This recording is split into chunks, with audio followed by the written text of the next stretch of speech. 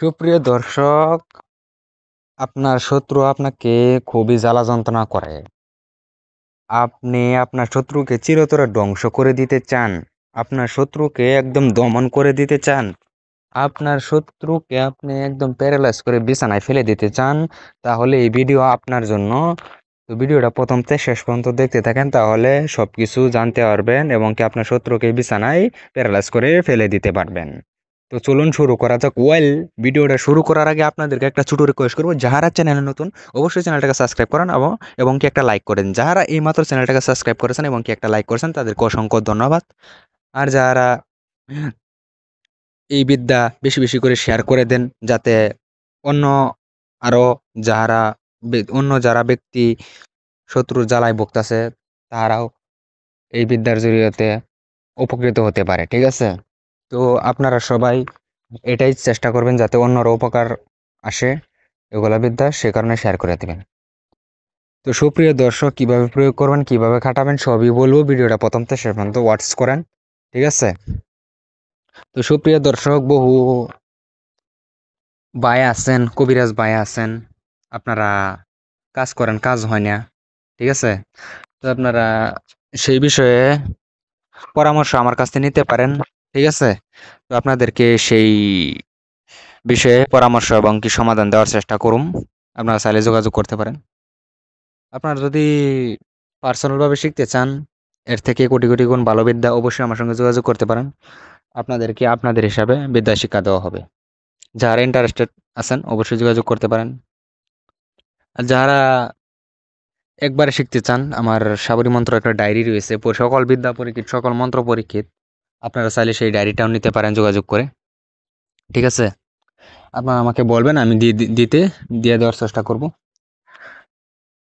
আর বাকি বউ ভাই এবং বোন আছেন যারা নিজে নিজে কাজ করতে পারেন না এবং কি কাজ করতে যেগুলো সামগ্রিক কথা বলে থেকে আপনারা জোগাড় করতে পারেন না।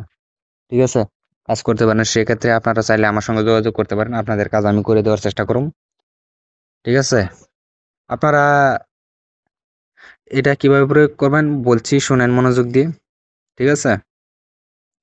এটা আপনি অঙ্কন করতে হবে। ঠিক আছে? অঙ্কন করবেন কাফনের কাপড়ে, একদমে কিনে আনবেন। ঠিক আছে? আনার পরে এটা কাফনের কাপড়ে অঙ্কন করবেন।